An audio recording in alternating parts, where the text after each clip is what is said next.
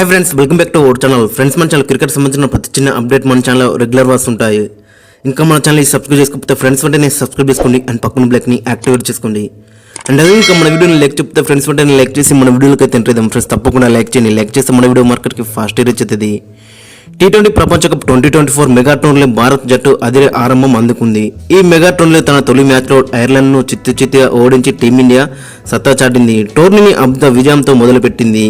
అమెరికాలోని న్యూయార్క్ వేదిక జరిగిన ఈ మ్యాచ్లో టీమిండియా 8 వికెట్ల తేడాతో ఘన విజయం సాధించింది. ఇంకా 46 బాల్ మిగిలి ఉండగానే అక్కడ స్వల్ప లక్ష్యాన్ని ఛేదించి అదరగొట్టింది. అంతకుముందు టాస్ ఓడి ముందుగా బ్యాటింగ్ చేసిన ఐర్లాండ్ కుప్పకూలింది. భారత బౌలర్ల దాటికి అక్కడ విలవిల్లాడింది అని చెప్పుకోవచ్చు ఆ జట్టు. 10వ ఓవర్లలోనే 96 పరుగులకే అక్కడ ఆల్అవుట్ అయింది ఐర్లాండ్. ఇక ఎవరు కూడా చెప్పుకోదగ్గ ఇన్నింగ్స్ అయితే ఆడలేకపోయారు వాళ్ళ నుంచి చూస్తుంటే. ఇక లాస్ట్లో గిరత్ డెలాని మెరుపులు మెరిపించినా కానీ అక్కడ అతనికి మిగతా వారు ఎవరి దగ్గర నుంచి కూడా సపోర్ట్ అయితే రాలేదు. దీంతో మరి 96 పరుగులకి అయితే ఆల్అవుట్ అయింది. ఇక మన టీమిండియా బౌలర్లో మనం చూసుకుంటే హార్దిక్ పాండ్యా 3 వికెట్లు తీసుకున్నాడు, బుమ్రా 2 వికెట్లు, హర్షదీప్ సింగ్ 2 వికెట్లు, Siraj 1 wicket and Akshar Patel 1 wicket తీసుకున్నాడు. ఇక జడేజా దగ్గర నుంచి వెళ్తే వికెట్లు అయితే రాలేవు. బట్ అక్కడ మనం చూసుకుంటే హర్షదీప్ మరి ఇనిషియల్గా మంచిగా వేసిన కానీ తర్వాత 2 ఓవర్లు మాత్రం 2 many రన్స్ అయితే లీక్ వేసిండు. అక్కడ హార్దిక్ పాండ్యా కూడా ఫస్ట్ 2 ఓవర్లు మంచిగా వేసిండు, తర్వాత 2 ఓవర్లు మాత్రం 2 many రన్స్ అయితే లీక్ వేసిండు. హార్దిక్ పాండ్యా 4 ఓవర్లు వేసి ఒక మెడిన్ ఓవర్ వేసిండు, 20 రన్లు ఇచ్చిండు. మరి లాస్ట్ 2 ఓవర్లో మాత్రం కొన్ని ఎక్కువ రన్స్కి అయితే వెళ్ళిండు. సేమ్ అక్కడ హర్షదీప్ సింగ్ కూడా ఫస్ట్ 3 ఓవర్లు మంచిగా వేసిండు, లాస్ట్ ఓవర్లో మాత్రం 2 many రన్స్కి అయితే వెళ్ళిండు దాదాపు. మరి లాస్ట్ ఓవరే దాదాపు ఒక 15 బాల్ వేసిందని చెప్పుకోవచ్చు. మరి నో బాల్ వేసిండు అండ్ అక్కడ చూసుకుంటే 2 many వైడ్స్ అయితే వేసిందని చెప్పుకోవచ్చు. అదే మనకి డిసప్పాయింట్మెంట్గా కనబడుతుంది.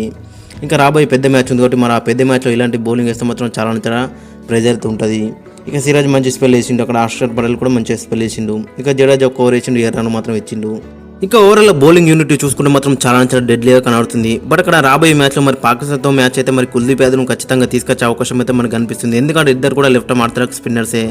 అక్కడ వాళ్ళ దాంట్లో చూసుకుంటే మరి మిడిల్ ఆర్డర్లో అక్కడ లెఫ్ట్ హ్యాండర్స్ ఉన్నారు కాబట్టి మరి వాళ్ళకి తగ్గట్టుగా మరి అక్కడ కుల్దీప్ యాదవ్ని తీసుకొస్తే మాత్రం చాలా బెటర్ ఉంటుంది. చూడాలి మరి టీం మేనేజ్మెంట్ ఎలాంటి నిర్ణయం తీసుకుంటుందో. ఇక స్వల్ప టార్గెట్ను టీమిండియా అలవోకగా ఛేదించింది. భారత్ కెప్టెన్ రోహిత్ శర్మ మరి 37 బంతుల్లో 52 రన్లు అయితే కొట్టిండు. మరి రిటైర్ హట్గా వెనుక తిరిగిండు, 4 4లు 3 6లు అయితే కొట్టిండు. మరి ఇలాంటి పిచ్ మీద అక్కడ మరి 37 బాల్లో 52 కొట్టడం అంటే చాలా గ్రేట్ అని చెప్పుకోవచ్చు. ఇక కోహ్లీ మరి ఓపెనర్గా వచ్చిండు, మరి 5 బాల్లో కూడా కొట్టి అయితే వెనుదిరిండు. కొంచెం అయితే డిసప్పాయింట్ చేసినాడు. మరి నెక్స్ట్ మ్యాచ్లో మరి ఒక పెద్ద నాకస్తే మాత్రం చాలా బెటర్ ఉంటుంది కోహ్లీ దగ్గర నుంచి. ఇక నెంబర్ 3 వచ్చే పంత్ మాత్రం మరి లాస్ట్ కొన్ని మ్యాచ్ అయితే గెలిపించిందని చెప్పుకోవచ్చు. 30 కొట్టి 26 బాల్లో 3 4లు 2 6లు 138 స్ట్రైక్ రేట్తోని. ఇక లాస్ట్లో చూడముచ్చటైన షాట్ అక్కడ రివర్స్ స్కూప్ షాట్తో అక్కడ మరి మ్యాచ్ అయితే ఫినిష్ చేసిండు అక్కడ రిషబ్ పంత్ అయితే. ఇక తర్వాత సూర్యకుమార్ యాదవ్ కూడా మరి అక్కడ పెద్ద షాట్ కూడా అవుట్ అయ్యిండు. ఓవరాల్లో చూసుకుంటే మరి బ్యాటింగ్లో కూడా మన వాళ్ళు అయితే మంచిగా రాణిస్తున్నారు. రిషబ్ పంత్ కూడా మరి రెడ్ హార్ట్ ఫామ్లో ఉన్నాడు. వామప్ మ్యాచ్లో కూడా మరి హాఫ్ సెంచరీ కొట్టిండు. ఇక్కడ చూడ మరి 36 అయితే కొట్టిండు. రోహిత్ శర్మ దగ్గర నుంచి రన్స్ వచ్చినాయి. ఇక విరాట్ కోహ్లీ కూడా మంచి ఫామ్ ఉన్నాడు. ఇక ఓవరాల్లో చూసుకుంటే బ్యాటింగ్లోని బౌలింగ్లోని చాలా డేంజరస్ టీమ్గా కనబడుతుంది టీమిండియా. మరి రాబోయే మ్యాచ్ వచ్చేసి అక్కడ పాకిస్తాన్తోనైతే ఉంది.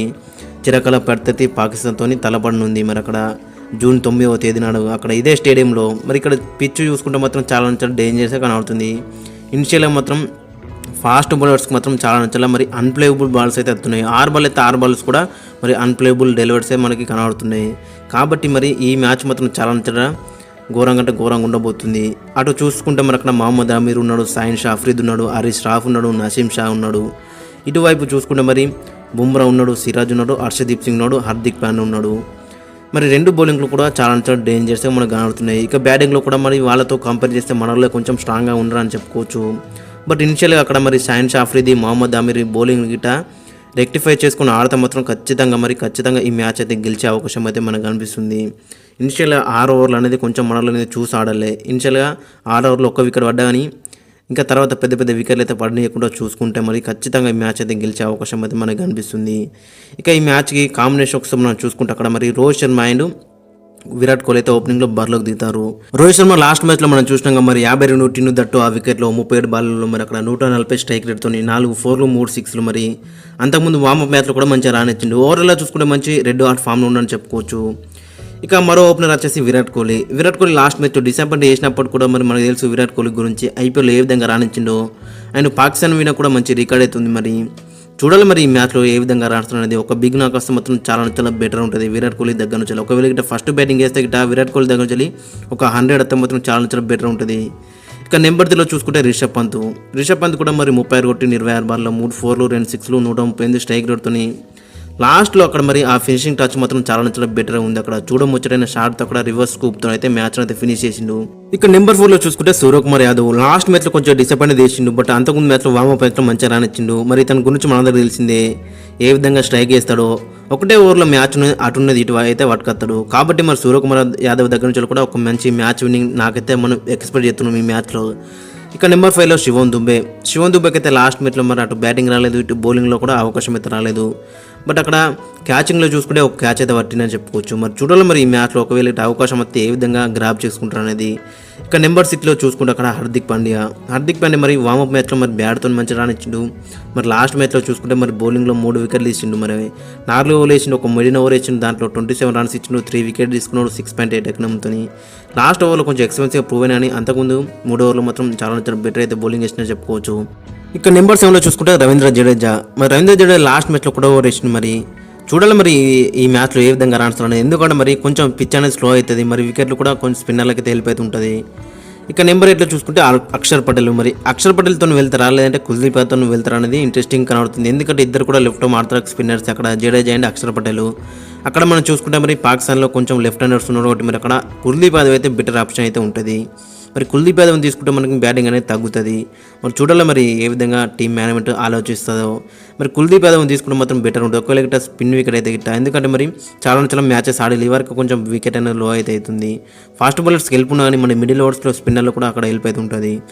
ఇక నెంబర్ 9లో చూసుకుంటే బుమ్రా గురించి మనందరికీ తెలిసిందే, ఏ ఓవర్లో మ్యాచ్ అటున్నది ఇటు అయితే పట్టుకొస్తాడు. లాస్ట్ మ్యాచ్లో కూడా మరి 2 క్రూషల్ వికెట్లు తీసుకున్నాడు, మ్యాన్ ఆఫ్ ది మ్యాచ్ అయితే కొట్టిండు.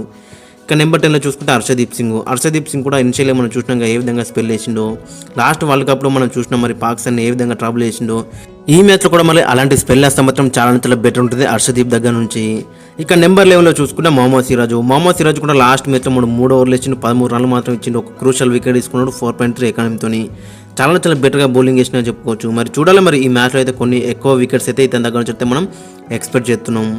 ఇక ఫైనల్గా ప్లేయింగ్ 11 ఒకసారి మనం చూసుకుంటే అక్కడ రోహిత్ శర్మ, విరాట్ కోహ్లీ ఓపెనింగ్ చేస్తే నెంబర్ 3లో అక్కడ రిషబ్ పంత్, నెంబర్ 4లో సూర్యకుమార్ యాదవ్, నెంబర్ 5లో శివం దుబే. ఒకవేళ గిట్ట శివం దుబే ఆద్ది అనుకుంటే అక్కడ మరి ఓపెనర్గా జైస్వాల్ ఆడతాడు, నెంబర్ 3లో విరాట్ కోహ్లీ అయితే ఆడతాడు. ఇక నెంబర్ 6లో హార్దిక్ పాండ్యా, నెంబర్ 7లో రవీంద్ర జడేజా, నెంబర్ 8లో అక్షర్ పటేల్, కుల్దీప్ యాదవ్, నెంబర్ 9లో జస్ప్రీత్ బుమ్రా, నెంబర్ 10లో హర్షదీప్ సింగ్, నెంబర్ 11లో మొహమ్మద్ సిరాజ్. ఓవర్లో చూసుకుంటే మాత్రం కాంబినేషన్ మాత్రం డెడ్లీగా కనబడుతుంది, అటు బ్యాటింగ్లోని బౌలింగ్లోని. ఒకవేళ గిట్ట మాకు శివం దుబే ఆద్ది అనుకుంటే అక్కడ జైస్వాల్ అయితే అక్కడ వస్తాడు, లెఫ్ట్ రైట్ కాంబినేషన్ ఉంటుంది అక్కడ. మరి కాబట్టి మరి ఆ ఆప్షన్ కూడా మనకి కనబడుతుంది. అప్పుడు విరాట్ కోహ్లీ నెంబర్ 3లో ఆడే అవకాశం ఉంటుంది, ఎందుకంటే శివం దుబేకి లాస్ట్ మ్యాచ్ మరి బౌలింగ్ రాలేదు, బ్యాటింగ్ రాలేదు. అండ్ అక్కడ మనం చూసుకుంటే మరి మంచి బౌలింగ్ ఆప్షన్స్ అయితే మనకు కనబడుతుంది. ఒకటి మరి శివం దుబే ఆప్షన్ అయితే మనకి లాస్ట్ మ్యాచ్లో కనబడలేదు. ఇంకా స్ట్రాంగ్ బౌలింగ్ ఆప్షన్ కావాలనుకుంటే అక్కడ అక్షర్ పటేల్ ప్లేస్లో కుల్దీప్ యాదవ్ వచ్చామని బెటర్ ఉంటుంది, ఎందుకంటే మరి ఇద్దరు కూడా సేమ్ కైండ్ ఆఫ్ బౌలర్స్ అక్కడ అక్షర్ పటేల్ అండ్ రవీంద్ర జడేజా. కాబట్టి మరి వీళ్ళిద్దరిట్లా ఎవరైనా ఒకరి ప్లేస్లో మరి అక్కడ కుల్దీప్ యాదవ్కి ఛాన్స్ అయితే బెటర్ ఉంటుంది. దట్టు అక్కడ పాకిస్తాన్ మిడిల్ ఆర్డర్లో లెఫ్ట్ హ్యాండర్స్ ఉన్నారు కాబట్టి అక్కడ కుల్దీప్ యాదవ్ అయితే బెటర్ ఆప్షన్ అయితే ఉండబోతుంది. మరి చూడాలి మరి టీమ్ మేనేజ్మెంట్ ఎలాంటి నిర్ణయం తీసుకుంటుందో. ఫ్రెండ్స్ మరి మీ యొక్క ఒపీనియన్ కింద కామెంట్స్లో అయితే మెన్షన్ చేయండి, అండ్ మీ యొక్క ప్లేయింగ్ లైన్ కూడా కింద కామెంట్స్లో అయితే మెన్షన్ చేయండి.